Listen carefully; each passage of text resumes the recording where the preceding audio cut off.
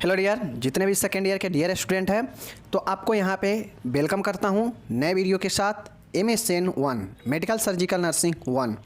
जैसा कि आप लोग जानते हैं कि अब आपका जो सिलेबस है, जो इम्पोर्टेंट क्वेश्चन का जो सीरीज है एग्ज़ाम के पर्पज़ से, वो अब लगभग जो है समाप्ति के कगार पर है। तो कुछ ऐसे चुनिंदा प्रश्न जो लगता हो कि आने वाला आ सकता है, उसको जो है हम लोग यहाँ पे कर रहे हैं। ठीक है, उसी कड़ी में आज जो है हम लेकर आए हैं 2 प्रश्न करेंगे। एक प्रश्न आपका है हेपेटाइटिस के ऊपर, इसके कारण, लक्षण, निदान, जटिलता, उपचार, बचाव, सब चीज़ देखेंगे हेपेटाइटिस के कारण। ठीक है, आप लोग जानते हैं हेपेटाइटिस से क्या है, संक्रमित रोग होता है जो क्या होता है कि संक्रमण के द्वारा व्यक्ति में फैलता है। समझ गए?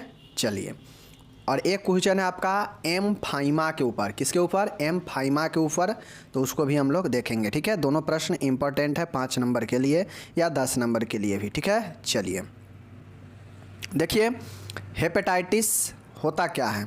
ठीक है, लीवर का प्रदाह, इन्फ्लामेशन ऑफ लीवर हेपेटाइटिस कहलाता है। यह एक तीव्र संक्रमण रोग है।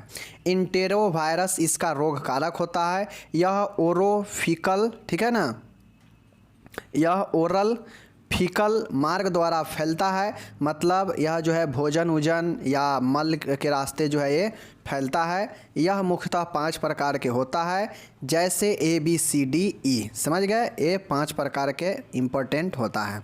हेपेटाइटिस देखिए जो होता है, यह एक प्रकार का, इसे जो है लीवर शोथ भी कहा जाता है, यकृत शोथ भी कहा जाता है, क्योंकि यह लीवर में जो है विभिन्न प्रकार के समस्या उत्पन्न करता है। लीवर में सूजन आ जाएगा, लीवर में जलन होने लगता है। ठीक है, लीवर जो है धीरे धीरे क्षतिग्रस्त होने लगता है हेपेटाइटिस जब किसी में होता है। तो मुख्यतः हेपेटाइटिस जो है आपके यकृत को प्रभावित करता है, लीवर को, जो लीवर जो फंक्शन करता है उसको ये प्रभावित करने लगेगा, और फिर जो मेटाबॉलिक का जो क्रिया है शरीर में उसको ये प्रभावित करने लगता है। ठीक है, यह क्या होता है, यह एक तीव्र संक्रमण, मतलब यह जो है एक तेज़ी से फैलने वाला संक्रमण होता है। ठीक है, जो धीरे धीरे आपके पूरे, अगर नहीं इलाज कराते हैं तो पूरे लीवर को भी जो है अटैक कर लेगा, और हो सकता है इसमें जो है अत्यधिक वृद्धि कर देगा, लीवर में अत्यधिक सूजन कर देगा, काफ़ी भयंकर संक्रमण हो जाएगा, लीवर काम करना आपका बंद कर सकता है। ठीक है, लीवर कैंसर भी हो सकता है। समझ गए? तो ये सब भी ये हेपेटाइटिस उत्पन्न करता है। ठीक है,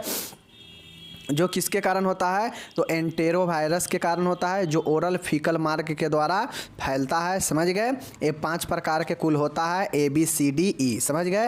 हेपेटाइटिस बी जो होता है, यह जो है जीवन भर चलने वाला ट्रीटमेंट होता है, क्योंकि हेपेटाइटिस बी जो होता है यह जो है ठीक नहीं होता है, बस इसको आजीवन इलाज की ज़रूरत होती है। ठीक है ना, बाकी चलिए डिटेल में देखते हैं।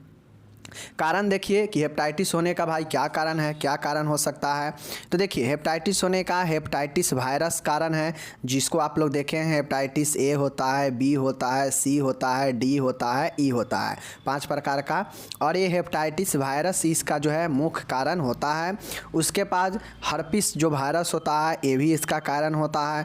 ठीक है, उसके बाद होता है लेप्टोस्पाइरो वायरस, लेप्टोस्पाइरोवायरस भी होता है। समझ गए?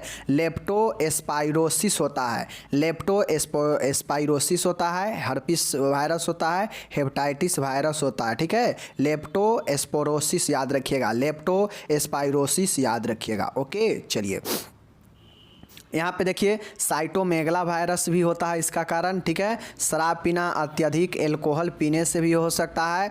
एनाल्जेसिक का अधिक उपयोग करना, मतलब एनाल्जेसिक मतलब क्या होता है, दर्द के दवाई अधिक उपयोग करेंगे तो लीवर पर इफेक्ट पड़ता है। ठीक है, उसके बाद है साइटोटॉक्सिक दवाइयाँ, साइटोटॉक्सिक दवाइयाँ लेते हैं तो ये भी इफेक्ट करता है।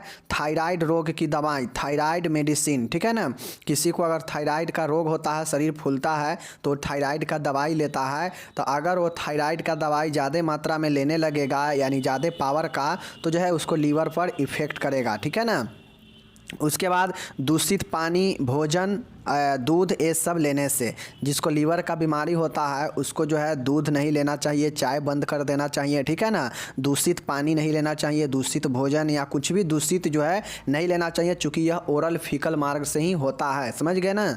चलिए ये हो गया। उसके बाद आप इसके बाद लक्षण है, बाकी एक बार और रिपीट कर देते हैं। देखिए कौन कौन जो है इसका कारण होता है हेपेटाइटिस का। हेपेटाइटिस वायरस होता है, साइटोमेगला वायरस होता है, उसके बाद लेप्टोस्पाइरोसिस होता है, हर्पिज वायरस होता है, शराब पीना, एनाल्जेसिक दवाइयों का अधिक सेवन, साइटोटॉक्सिक दवाइयाँ, ठीक है। उसके बाद है थायराइड रोग की दवाइयाँ, और दूषित पानी, भोजन, दूध, ये सब से भी ये फैलता है। समझ गए ना। तो ये जो है आपका हेपेटाइटिस होने का कारण था, ठीक है। चलिए अब इसका लक्षण देखिए नॉर्मल सी बातें हैं। अगर इसका सिम्टॉम, अगर किसी को लीवर ख़राब होता है तो जितना भी आपके मेटाबॉलिक क्रिया होगा, उपापचय का जो क्रिया होगा, वो जो है बिल्कुल प्रभावित हो जाएगा, ठीक है ना। आप जानते हैं लीवर क्या क्या करता है। तो जो आपके शरीर में जो लीवर क्या करता है कि बाइल का उत्पत्ति करता है, पित्त का, ठीक है ना, पित्त का निर्माण करता है। जो पित्त क्या करता है कि आपके फैट को क्या करता है, कम करता है, शरीर में मेंटेन करता है, और भी चीज़ को जो है ये काम करता है, ठीक है ना। तो ये जो है आपके ये अगर लीवर ही ख़राब हो जाएगा तो विभिन्न प्रकार की चीज़ें उत्पन्न होने लगेगा। तो देखते हैं लक्षण। देखिए लक्षण में बुखार होगा, जो भी पेशेंट का लीवर ख़राब होगा उसको बुखार होगा, सिर दर्द होगा। बुखार होगा तो सिर दर्द तो होगा ही होगा, और कमजोरी भी आएगा क्योंकि उसका लीवर ही ख़राब है, भोजन सही से पच नहीं पाएगा। तो जो है कमजोरी भी होगा, भूख भी नहीं लगेगा, वज़न घटने लगेगा। भूख नहीं लगेगा तो खाना खाएगा नहीं, कमजोरी भी होगा और उसका वज़न भी घटने लगेगा। देखिए एक दूसरे से रिलेटेड है। जैसे यहाँ पे बुखार है तो बुखार होता है तो हेडेक भी होता है, हेडेक होगा, बुखार होगा तो कमजोरी भी होता है, और इसमें भूख भी नहीं लगेगा, ठीक है। भूख भी नहीं लगता है, और भूख नहीं कब लगता है तो वजन भी घटने लगता है जब खाना नहीं खाएगा। तो एक दूसरे से लक्षण रिलेटेड होते हैं, ठीक है। साथ में लीवर का समस्या है तो जी मचलेगा भी, उल्टी भी होगा, वोमिटिंग का मन होगा, जी मचलेगा, ठीक है, ये सब होगा। उसके बाद आप लोग यहाँ पे देख सकते हैं कि मिट्टी जैसा मल, जो मल होगा, मल जो त्यागेगा वो क्ले कलर का होगा, स्टूल मल जो होगा मिट्टी का समान होगा, गहरे रंग का मूत्र होगा, ठीक है। जो मूत्र होगा वो डार्क यूरिन होने लगेगा, ठीक है। उसके बाद जोड़ों में दर्द होगा, ज्वाइंट पेन होने लगेगा, ठीक है। उसके बाद थकान, फैटिग होने लगेगा, प्रकाश से डर, फोटोफोबिया, प्रकाश में जाने से डर लगने लगेगा। यकृत का आकार जो है बढ़ जाएगा, जिसे हेपेटोमेगली कहते हैं। यकृत के आकार बढ़ जाना हेपेटोमेगली कहते हैं, समझ गए। चूँकि यकृत का सूजन भी हो जाता है, यहाँ पे यकृत में जलन होगा, यकृत का जो साइज है पहले से जो है वो बढ़ने लगेगा, ठीक है ना। तो ये जो है यकृत का आकार बढ़ जाएगा। अब जब लीवर का प्रॉब्लम आएगा तो जॉन्डिस हो जाएगा, ठीक है। पेट में दर्द या करापन होगा, एबनॉर्मल पेन या टेंडरनेस होगा, त्वचा पर लाल चकत्ते आने लगेगा, और इंडाइजेशन अपच होने लगेगा, ठीक है। यानी कहा जाए तो पेट से संबंधित तमाम तरीके के बीमारी होने लगेगा आपके अंदर। और जब जानते हैं कि पेट का बीमारी होगा, पेट में डाइजेशन सही से नहीं होगा, तो उससे रिलेटेड जो है आपका सर दर्द करेगा, जी मचलेगा, वोमिटिंग होगा, तमाम तरीका का चीज़ जो है पेट से रिलेटेड होने लगता है। क्योंकि पेट का जो बीमारी होता है उसमें जो है आपको तमाम तरीके की चीज़ें उत्पन्न करने लगता है, ठीक है। तो ये सब जो है लक्षण आपको लीवर से संबंधित, खान पान से संबंधित, सर दर्द, ये सब जो है कमजोरी, थकान, ये सब जो है आपके हेपेटाइटिस में होने लगता है व्यक्ति को, ठीक है ना। जलन देने लगता है पेट में, समझ गए। तो तमाम तरीके के चीज़ें जो है होने लगता है, ठीक है। चलिए ये हो गया आपका लक्षण। अब यहाँ पे इसका निदान देखते हैं कि इसमें कौन कौन सा जो है इन्वेस्टिगेशन, डायग्नोसिस किया जाता है पेशेंट का, जिसको हेपेटाइटिस का लक्षण या ऊपर में जो भी लक्षण देखे हैं इसमें से अगर दिखता है पेशेंट का 2-4 लक्षण तो उसको जो है ये सब टेस्ट कराया जाता है। कौन कौन, तो देखिए फिजिकल एग्जामिनेशन और इतिवृत्ति लेना, ये तो जो है नॉर्मल है, ये तो आपका नॉर्मल है, किसी भी बीमारी में लिखिएगा निदान में तो चलेगा, ठीक है। यहाँ भी वही चीज़ें हैं। बाकी यहाँ पे देखिए, बाकी वायरल मार्कर टेस्ट होता है, समझ गए। वायरल मार्कर टेस्ट होता है लीवर के आसपास, लीवर के टेस्ट होता है, वायरल मार्कर टेस्ट होता है। उसके बाद है लीवर बायोप्सी टेस्ट किया जाता है, लीवर का बायोप्सी किया जाता है, ठीक है। उसके बाद अल्ट्रासाउंड यूएसजी किया जाता है पेट के आसपास के एरिया को देखने के लिए, ठीक है। खून की जाँच किया जाता है, ब्लड का इन्वेस्टिगेशन होता है जिसमें इन्फेक्शन जो है संक्रमण के जाँच के लिए ब्लड का जाँच किया जाता है। उसके बाद एल्काइल फॉस्फेट जो सीरम होता है ब्लड में, उसमें एल्काइल फॉस्फेट का जो है स्तर जांचा जाता है कि स्तर तो बढ़ा हुआ नहीं है। ठीक है, सीरम बिलिरुबिन का भी स्तर चेक किया जाता है कि बिलिरुबिन कहीं बढ़ा हुआ तो नहीं है। ठीक है, ये सब जो है टेस्ट किया जाता है। उसके बाद प्रोथ्रोम्बिन टाइम, समझ गए ना, पीटी टेस्ट किया जाता है। प्रोथ्रोम्बिन टाइम जो होता है इसका लेवल बढ़ा है या घटा है, इसका टेस्ट किया जाता है। WBC की संख्या चेक किया जाता है, क्योंकि WBC जब भी आपके शरीर में कमेगा या बहुत ज़्यादा बढ़ जाएगा तो जो है इन्फेक्शन आने लगता है शरीर में। ठीक है, उसके बाद है AGPT है और AGOT का जो है लेवल का टेस्ट किया जाता है। ये भी एक सीरम का ही टेस्ट है, समझ गए। तो ब्लड से तमाम ऐसे सीरम का टेस्ट यहाँ पे किया जाता है, जैसे serum bilirubin, prothrombin time, PT का, एल्काइन फॉस्फेट का, WBC का, AGPT, AGOT का, लीवर बायोप्सी का, ठीक है ना, ये सब किया जाता है। USG किया जाता है, खून जाँच किया जाता है, वायरल मार्कर टेस्ट किया जाता है। ठीक है, तो ये सब जो है आपका टेस्ट किया जाता है, समझ गए चीज़ को। चलिए, ये हो गया। अब यहाँ पे मैं आपको बताता हूँ इसका कॉम्प्लिकेशन क्या हो सकता है। किसी भी पेशेंट को अगर लीवर में हेपेटाइटिस हो चुका है तो जो है उसको क्या क्या जो है जटिलता समस्या हो सकता है अगर उसको इलाज ना हो पाता है सही से तो। ठीक है, तो उसका जो है cirrhosis of liver, liver cirrhosis होगा, लीवर शोथ हो जाएगा, लीवर जो है काम करना बंद कर देगा। ठीक है, जटिलता में क्रॉनिक लीवर डिजीज होगा, उसका लीवर संबंधित बहुत ही घातक बीमारी हो जाएगा। ठीक है, जो कि लंबे समय से होगा। हेपेटिक सर्किनोमा होगा, यकृत कैंसर इसको कहते हैं। ठीक है, मृत्यु हो जाएगा पेशेंट का और यकृत नष्ट हो जाएगा, नेक्रोसिस ऑफ लीवर हो जाएगा। ठीक है, तो ये सब जटिलता हेपेटाइटिस वाले पेशेंट का होता है कि यकृत कैंसर, मृत्यु, यकृत का नष्ट होना। ठीक है, cirrhosis of liver, liver cirrhosis होता है और क्रॉनिक लीवर डिजीज होता है, समझ गए, CLD चीज़ को समझ गए। चलिए, अब इसका उपचार देख लीजिए कि इसमें ट्रीटमेंट क्या क्या होता है, मींस हेपेटाइटिस वाले पेशेंट का क्या क्या जो है ट्रीटमेंट उपचार होता है। ठीक है, देख लीजिए, पहला और दूसरा उपचार है, देख लीजिए क्या होता है। देखिए, पेजिनटरफोन, समझ गए ना, यहाँ पे देखिए पेजिनटरफेरोन 2A और 2B हेपेटाइटिस C के लिए, हेपेटाइटिस C के लिए जो है आपको पेजिनटरफेरोन 2A और 2B दिया जाता है, समझ गए, हेपेटाइटिस C के लिए, समझ गए। उपचार में क्या चीज़, पेजिनटरफेरोन 2A 2B, ठीक है ना, ये सब जो है हेपेटाइटिस C के लिए होता है।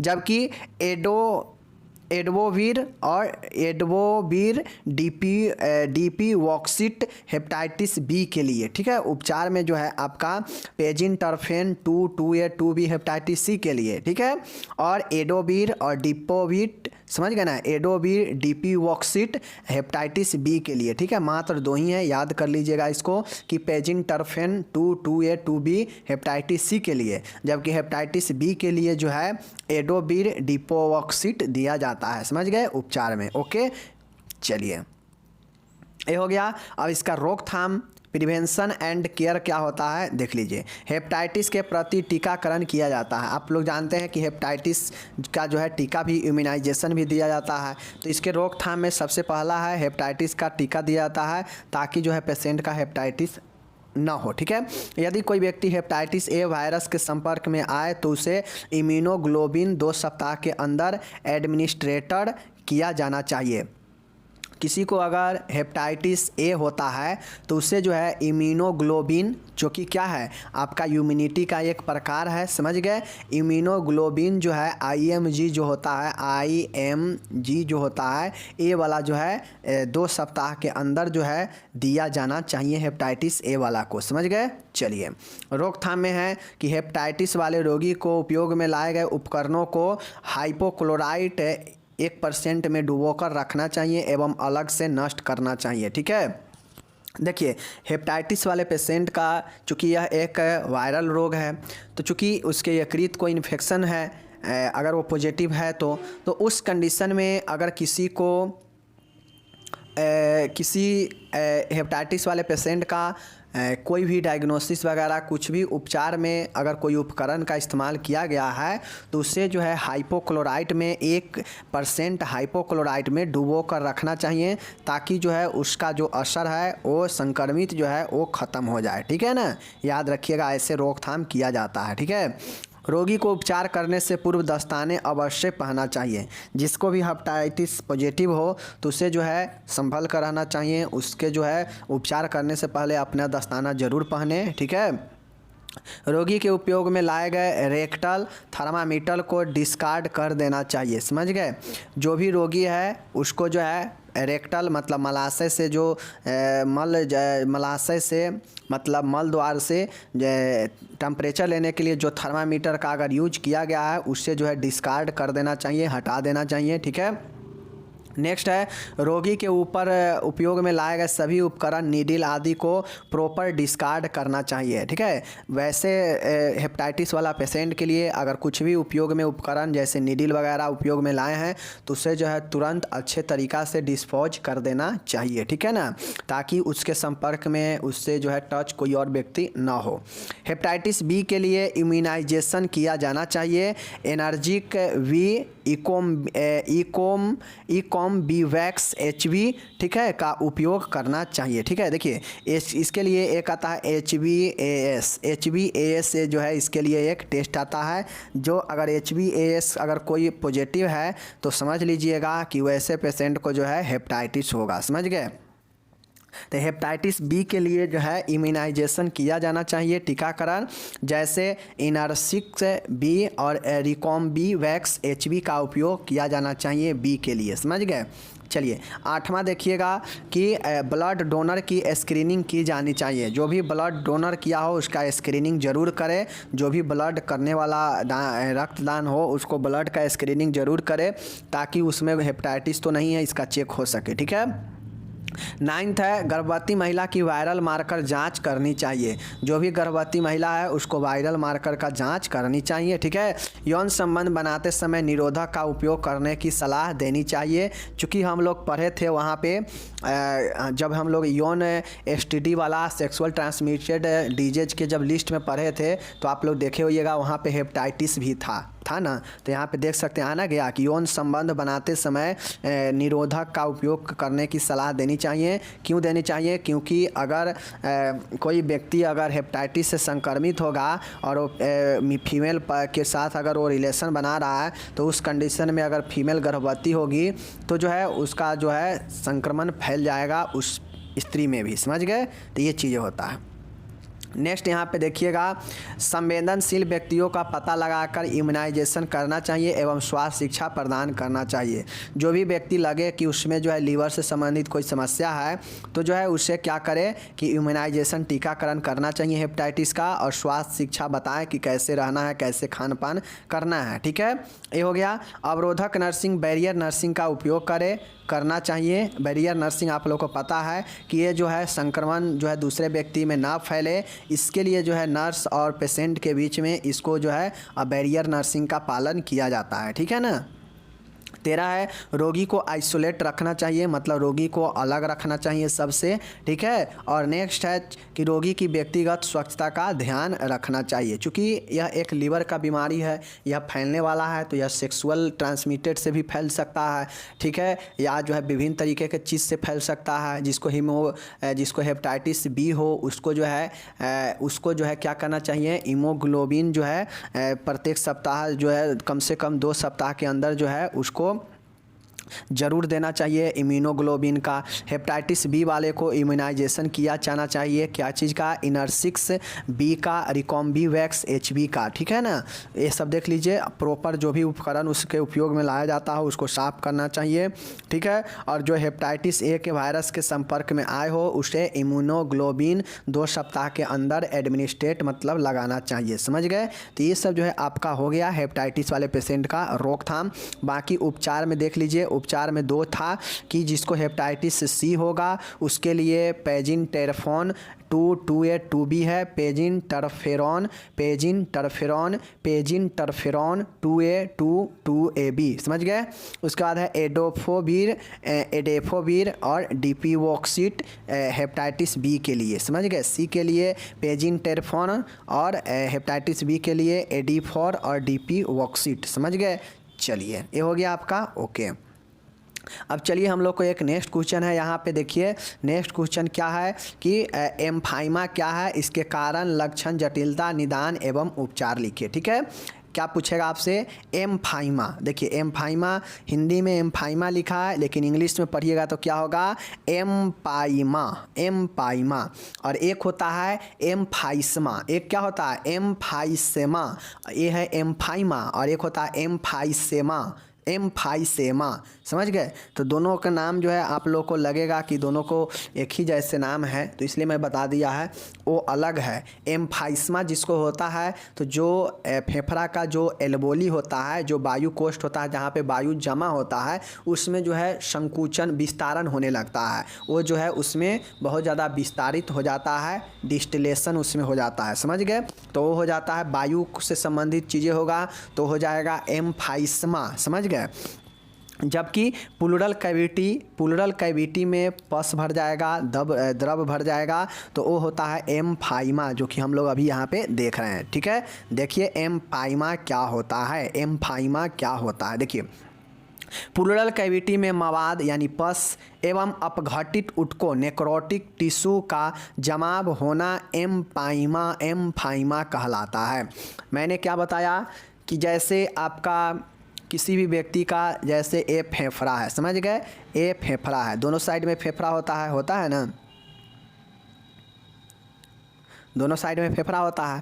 अब इसमें जो होता है प्लूरल कैविटी में जो है प्लूरल, ये जो आपका फेफड़ा का जो प्लूरल कैविटी होता है जिसमें फेफड़ा आपका होता है, इसमें किसी भी प्रकार के अगर द्रव इसमें मवाद पस भर जाता है, या फिर जो भी अपघटित टिश्यू है, नेक्रोटिक टिश्यू है जो कि मृत हो चुका है, उसको अगर इसमें जमाव होने लगता है तो ये क्या होने लगता है, यही जो है एम्फाइमा हो जाता है। क्या हो जाता है, एम्फाइमा हो जाता है। समझ गए कि प्लूरल गुहा में, प्लूरल कैविटी में मवाद यानी पस का जमा होना या अपघटित टिश्यू का जमाव होना ही एम्फाइमा कहलाता है, समझ गए। चलिए अब यहाँ पे देखिएगा, जैसे देखते होइएगा आप लोग का, देखिए एम्फाइमा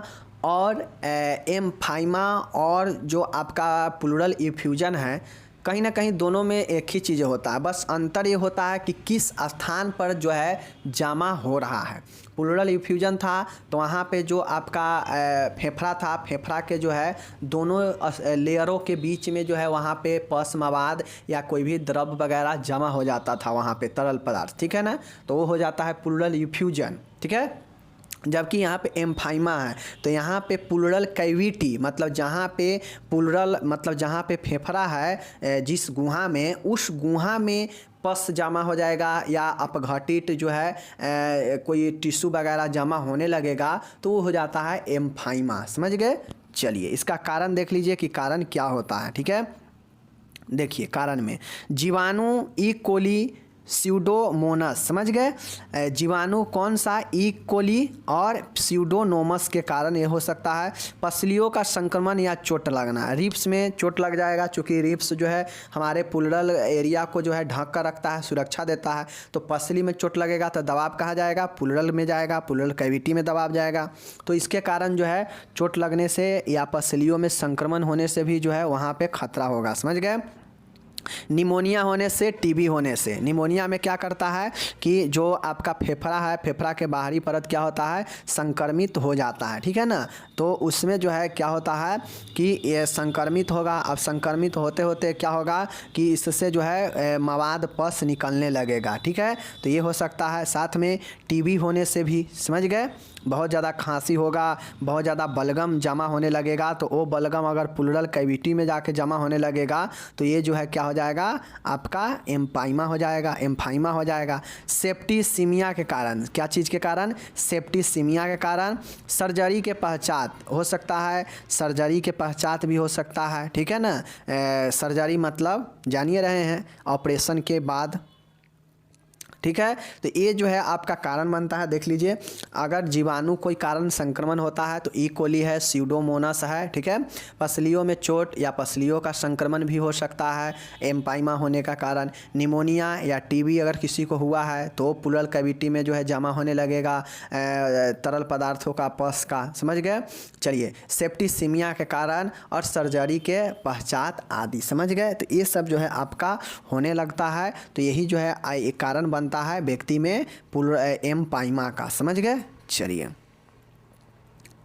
यहाँ पे आप लोग लक्षण इसका देखिए कि इसका लक्षण क्या होता है। तो देखिए, जब भी आपको प्लूरल कैविटी में द्रव भरने लगेगा, पस भरने, मवाद भरने लगेगा, या उसमें अपघटित कोई टिश्यू ऊतक अगर उसमें मृत होकर जमा होने लगा, तो जो है सांस फूलने लगेगा, सीने में दर्द होने लगेगा, द्रव भरेगा तो बुखार आने लगेगा, पसीना आएगा, ठीक है, खांसी होने लगेगा, भूख कम लगेगा, वजन घटने लगेगा, ठीक है ना, चक्कर आने लगेगा, थकने लगेंगे, विभिन्न प्रकार के चीज़ें जो है, दम फूलने लगेगा। तो ये सब जो है आपके लक्षण होने लगता है, फेफड़ा से संबंधित सभी लक्षण होने लगेगा। लिख दीजिएगा आंख बंद करके, ठीक है। चलिए, निदान में इसका क्या होता है देख लीजिए। तो pleural fluid glucose level test होता है, समझ गए। PFLL टेस्ट होता है,